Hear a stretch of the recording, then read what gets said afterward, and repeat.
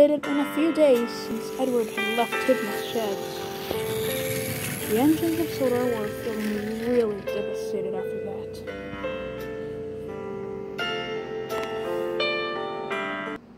Work on the branch line, however, was still going at the same speed. Thomas and Percy did their natural routines, while some of the other engines did some of the passenger runs. Earlier, Winston had been assigned a new passenger train, the Red Eagle, much to Gordon's dismay. He wouldn't stop forgetting the time that he, James, and Henry had banned Edward. At first, they were really upset at Edward for what he had done. But the more they thought about it, the more they felt a bit guilty.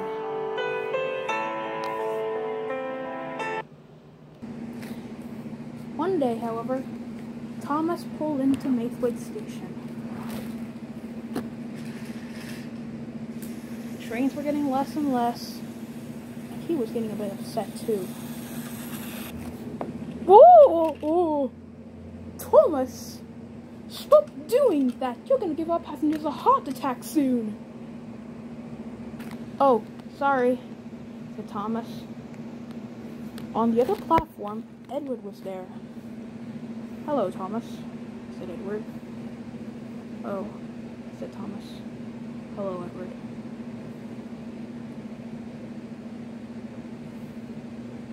Thomas was a bit silent for a few minutes.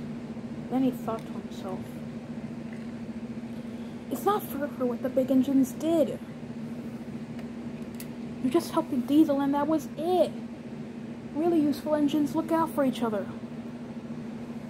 I know, Thomas, but I don't blame them. Thomas was shocked. You don't? He asked.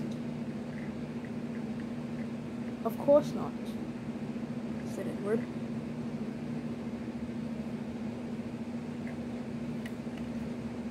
But they will regret their misery soon. Do you really think so? Positive, Thomas. Positive.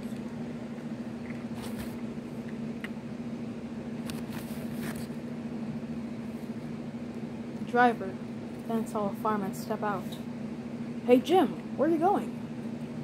Off to retirement, I suppose.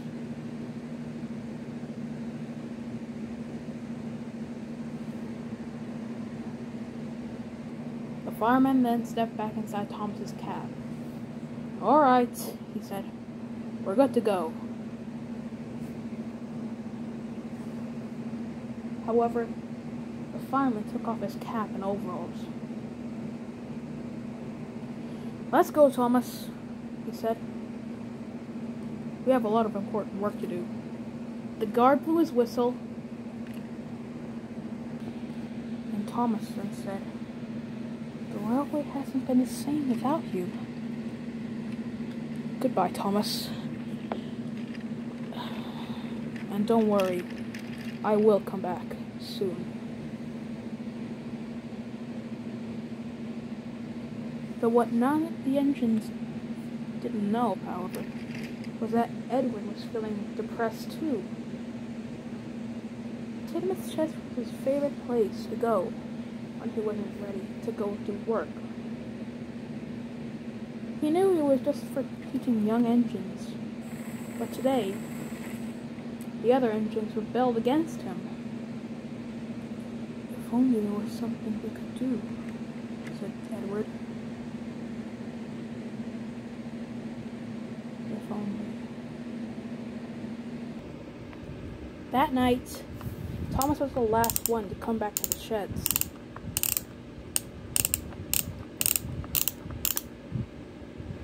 He could see that Percy was devastated too.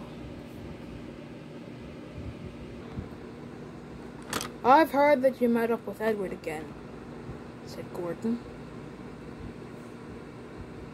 It was disgraceful, if you ask me. He's not disgraceful. He was only helping out. Didn't he almost help you once? He said.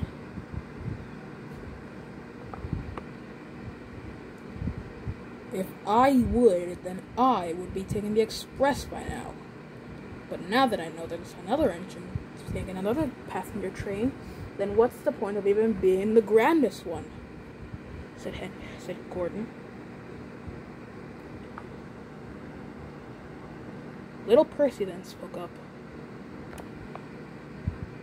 I miss Edward, He said. I do too, said Thomas. Rubbish, said Gordon. You two are just overreacting. We don't need that number 2. All we need is something better to do with our lives. Instead of just worrying about that just horrible traitor. Gordon's right, said Henry. We can't forget the time he betrayed us like that. But all Thomas and Percy said was, stow it in your funnel, Gordon. Gordon was upset. What did you say? He said. I said stow it up, said Thomas. And if we don't have our number 2 back, then things are going to be troublesome sooner.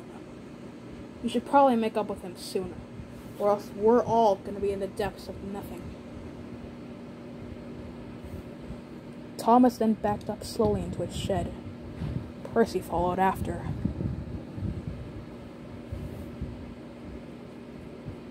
Said Gordon.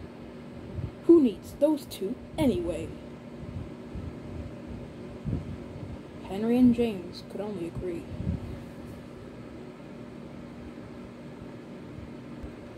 That night, Thomas and Percy then spoke. Don't worry, he said. Edward's going to be coming back soon. I know it. do you really think so? Positive, said Thomas.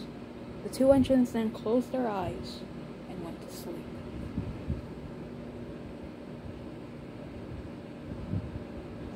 The next day, it was a really busy day. Percy then arrived at Maithwaite Station. He was to collect some trucks and take them to Farquhar.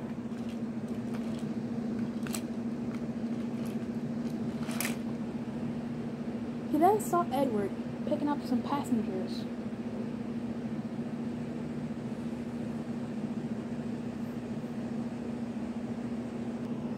Hello, little Percy, said Edward.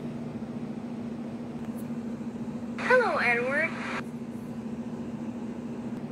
I see you're taking a few trips to the Farquhar lines, are you? I remember when I used to travel along those lines. Those were the good old days, said Edward.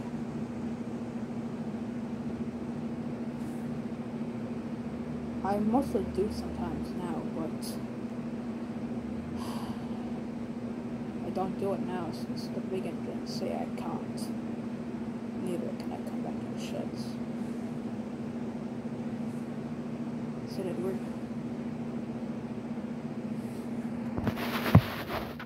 Percy felt a bit heartbroken for Edward. He then spoke up. I don't care about what Gordon said. All I want is for you to come home. Edward then smiled a little bit. Maybe I should go home, said Edward. Tell you what. How about I come back to the sheds later today? I'll ask Sir Topham Hatt to take me back to the sheds soon. And have a stern word with Gordon, too. Do you like that? Asked Edward. Percy smiled the biggest smile he had ever done. A tear came out of his eye next. "I knew you would like it," he said. The guard blew his whistle on the other side. Percy's train was ready to go.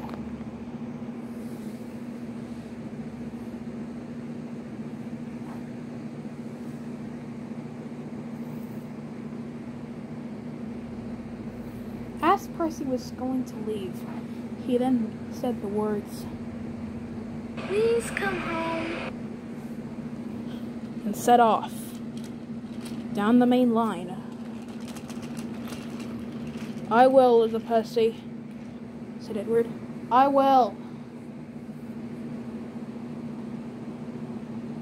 Edward's driver then smiled. "Looks like somebody wants you back home after all," he said. "Positively," said Edward. "Maybe I will." Meanwhile, at Knapford, James was waiting impatiently for Percy to come by. As soon as Percy would come, he would then take the coaches and take the passengers on a really lovely ride. It wasn't long before Percy arrived. James stared coldly at him. Percy then spoke up. "I still can't believe you kicked out our number 2 out of the sheds." James then looked. "Stuff and nonsense. Little Percy and Gordon was clear for what he said about Edward." Percy stared, knowing that James was right.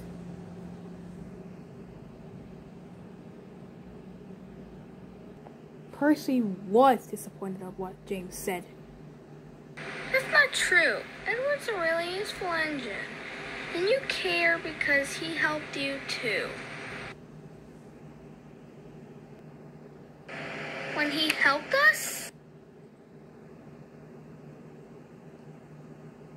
"Precisely," said a voice. The two engines then looked. Stanley arrived. "He did help you.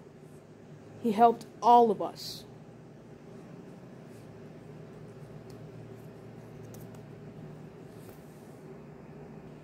He helped carry the water wheel to Great Waterton. He helped the Duke and Duchess of Boxford with their furniture. He helped Gordon up a hill.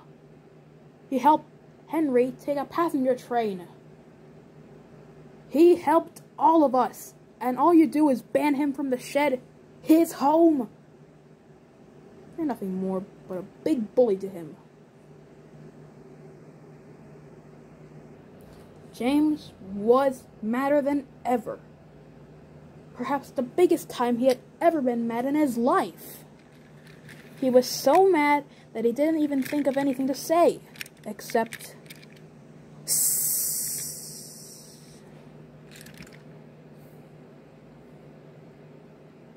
and he puffed away.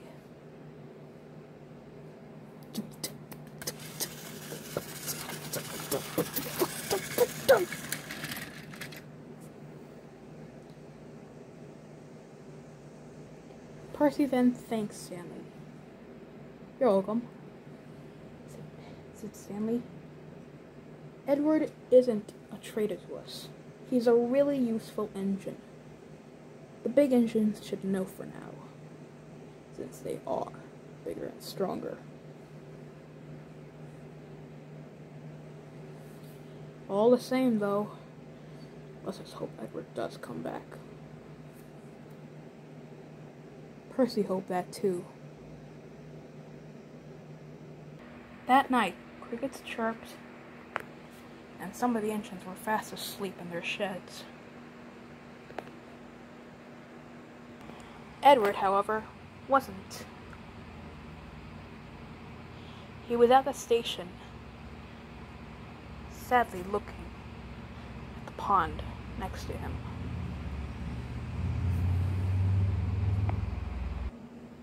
The pond looked beautiful at the night. There, Edward could hear crickets chirping, frogs jumping in, and fish swimming gently. Maybe the engines will be like the fish one day, calm and happy as we once were. Maybe they will, Edward, said the driver. Maybe they will. Before Edward was going to reply, they then heard a giant whistle.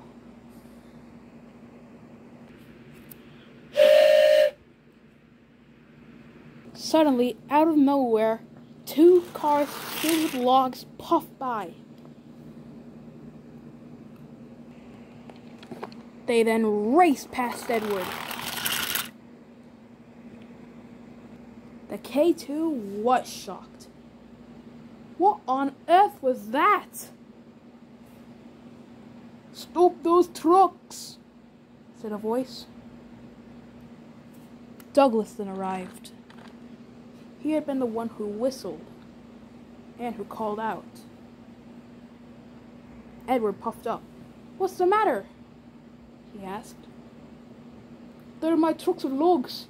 They're a runaway." "Oh dear," said Edward. "Come on, driver. We gotta help him." "Right behind you, boy," said the driver. "Let's move."